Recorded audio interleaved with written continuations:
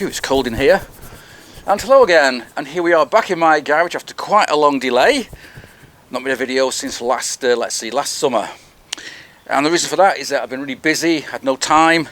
But now here we are in February, and I do have time again, so I can kick off and pick up what I was doing 9 months ago, which is what I'm doing this week. And yeah, I've not got very far yet, but we are making slow progress. I'm trying to sort of find parts. God knows where some of them are. They could be in here, could be my storage unit, could be anywhere. So I'm just trying to sort of get started. So what shall we be doing this year? Well, my number one priority will be to finish the bike sitting in front of me here, which is my Kawasaki Z650 framed GPZ engined 750 with the modern running gear from an R6 and various other changes.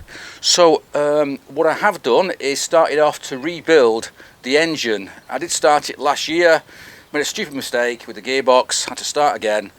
So I'm now doing that, and here's a picture of what I've been up to recently this last few days. And what's helped is having some of these little tools being made up by my mate Jeff, and these are to fit the new bearings into the cases. Without them it's very tricky. So there's one, and there's another one for a different bearing. What else is happening is I wasn't happy with one of the rear set mounting plates. The holes weren't quite in the right place for the frame, so that plate's going to have to be remade, and that's something. So there's one side and there's a mounting plate. This side's okay, but the other side, as I say, isn't quite right, so it's being remade as we speak. When they're all done, I can then take these parts and some other aluminium parts and get them hard anodized by my local company, specialist company Camcoat, which are on the other side of town. So yeah, that's all in hand. But so far the engine build's gone okay. I have made two small, very tiny little mistakes, which is not a really big problem. But the big problem I'm finding is not having the correct parts. As I go through things and start to build things up, I realise, oh God, I need this seal, I need this, I need that, which I don't have. So for example, I've got this full gasket kit here for the whole engine. Looks pretty comprehensive, but it doesn't include the 3 special O-rings required to fit the sump. So I've gone on the Z-Power website. They don't seem to stock them, they don't have them. I've measured the seals that I need. Gone on eBay, can't seem to find them anywhere, but I'll keep looking, and eventually I'm no doubt I can find what I need. I do of course have a little kit here of O-rings, but they're not the right size, they're too thin, so I can't use that. So yeah, the 650/70 project should be coming to a finish hopefully sometime this summer, but I can't guarantee it. But at least I can guarantee that hopefully I can spend more time now on these projects, because since last summer I've just not been able to. I've just been too busy. Right, so that's a 650/750 project. What else? Well, next to it here I've got my 2024 Naught Commando SP 961, and last summer it went off for a recall, came back okay. I think that was the last video I made last summer, and since then it's been fine. You know, just ride it until the weather changes, until there's grit and salt on the roads, at which point I put my bikes away and leave it until the spring. We're still not quite there, it's still bloody freezing. I think it's about 2 degrees today, and there's still grit and salt on the road, so my bikes stay in the garage where they belong. My days of riding through the winter are well and truly over. I did it for 20 years, commuted for 20 years, all the way through the year, and I've done my time doing that, and I don't want to do it anymore. So yeah, the bikes stay in here. So that's the Commando. What else is going on? At my feet here, underneath a big pile of t-shirts and rubbish and cloth, is my Z1000A1 engine, which again needs to be finished. Not done a damn thing with that for a while. Over here, underneath here, we have my Norton stroke Harley, my Norley. This is the featherbed framed bike with the iron head engine in it. That's fine. That just needs a bit of work on the electrics because the battery died. I'm trying to find a similar lithium ion battery that will fit in the space I've made for it, but trying to find that is difficult, and good batteries are expensive, and I don't want to make a mistake again and get the wrong one, get a cheap one. So yeah, I'm still looking for that. Underneath here we have my never-ending project, my another 650, but this time with a big bore 1170 GPZ motor in it. And problem with that is we made a special part called an outrigger to support the gearbox, and it just can't get it to hold oil, but I do have an idea for that. I've been saying that for last year, I've just not touched it, but hopefully this year I can get round to getting that finished and getting the damn thing on the road. Yeah, so those are the bikes in here at the moment. I do have other bikes. I've got my storage unit, and over there now there's 3 bikes. There's my Guzzi, that just needs a bit of work on the throttle cables because I'm not happy with the way it was done. The standard method by Guzzi means it's a very hard, hard pull. Your bloody arms fall off after half an hour. I've also got me Harley that I've not touched since COVID. That actually doesn't need anything, it just needs a battery, it'll fire up. I'm pretty sure about that. And I've also got my my Ducati 888, and that's the bike I want to sell this year. It'll be the easiest bike to sell because it's pretty standard. It's an SP5 rep, single seat and so on, with some genuine SP5 parts on it and so on. And what I want to do with that is get it serviced, get new belts on it, new oils, and get it all ready to go. It's not roadworthy right now, I don't insure it, so I've got to arrange to get that picked up at some point, get it serviced. I do have somebody in mind to do that, so that's not a problem. Just a question of time and money, and then it can get sold off at some point this summer, and I'll forget all about it. I'm not selling it because I need the money, I'm selling it because I need the space.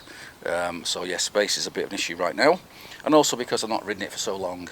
Even before COVID, I think the mileage I was doing every year was getting less every year because it's very uncomfortable, it's very impractical.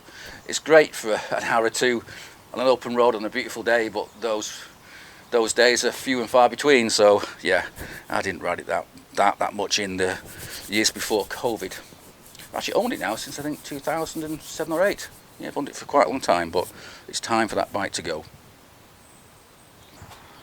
And next I do have another long-term bike project in the form of my 1979 Kawasaki Z 1000 Mark II with the big bore 1400cc engine. That's currently sitting in my friend's workshop, in Les's workshop, where it's been for quite some time. And there's no panic for that, I've got no room anyway, so it can stay there as long as needed. And one reason why it's been there so long is because my friend Les has been very ill. He's actually just recently had an operation to get himself a new hip. So hopefully he'll be literally back on his feet, running around in no time, and yeah, we can get on with that project. And the same actually applies to the other projects that he's got in his workshop. His supercharged Kawasaki, and also Drew's turbo Z650/750. That's actually going to be picking up soon and hopefully being finished in a few months, so that's quite exciting. What else is going on? I also would like, I'm not sure I will, but I would like to get my 1981 Ducati MHR on the road at last, after not riding it for about 30 years. It's currently sitting in my conservatory, and yeah, it should in theory, if I put oil in the engine and petrol in the tank, it should in theory fire up after all the work I've done over the last few years. I mean, I was doing that just before COVID, and then COVID hit and obviously everything just stopped. I mean, so it's been sitting there waiting for its turn. But as I say, last year or so I've just not had time to do anything like that. But hopefully, fingers crossed, things are going to improve now. I do have a lot more time to myself, so things should be picking up quite well in the next few months. What else is going on? Boxes here of all kinds of stuff. I'm trying to work out where everything is. Although one thing actually that's just arrived, well, I say just about bloody a month ago, is this box here, still sealed up. So let's open it up and we'll see what's in here. Shouldn't take long. This is one of those things that I saw on eBay. It was a bargain, one of those things that I quite like. So I thought, oh, I've got no use for it at the moment, but at some point, one day, I will have, because hope springs eternal, and I hope one day to be building another new project, because I've got loads of ideas for new projects. I just can't build any more new ones until I've finished all my old ones and sold a few, so I've got a bit more space back. Yeah, I mean, I do have a bit of space in my unit now, because a couple of bikes have gone, but that unit has been such a godsend recently. I mean, it's been things in it that have nothing to do with motorbikes, household stuff, and it's been really handy to have, and I think I will keep it. Even if I got rid of all my bikes, I might still keep it because it's just been so helpful to have. Anyway, what's in here? We have got, oh yes, something from a Yamaha MT-10 SP. I love these. And what it is a complete rear brake master cylinder, absolutely perfect condition, no marks on it, no corrosion. It looks like it's off a brand new bike. And amazingly, all that cost me £25. When you think that a similar, oh by the way it's a Brembo, if you buy a new Brembo from Brembo, they go for over £100, and you don't get everything else with it. You got to pay more for the little dashpot and everything else.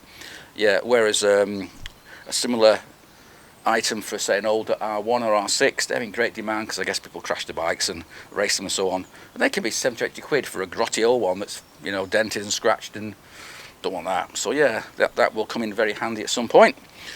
Either for me or somebody I know who might say, hey Lee, you know, do you have a remaster cylinder that you can have for cheap? I said, yeah, I've got this here, so that'll sit in that little box. But you know, as you say, great oak trees grow from little acorns. Maybe that's a little acorn that will be the first part of a brand new bike project one day. But not yet, because I've got too many bloody projects that are ongoing that aren't finished yet. I want to finish all these and be happy with them and get them on the road and either keep them or get them sold before I start anything else. But anyway, I've just been mentioning my friend Les and what he's been up to, or not as the case may be, because he's now you know, recovering from a serious illness. He's got arthritis and he's had his hip replaced and so on, but things are looking up, and what I think we might do is go and see him soon, and we'll catch up on what he plans to do this year, fingers crossed. So we'll continue the video in his workshop, which I think might be a bit warmer than mine.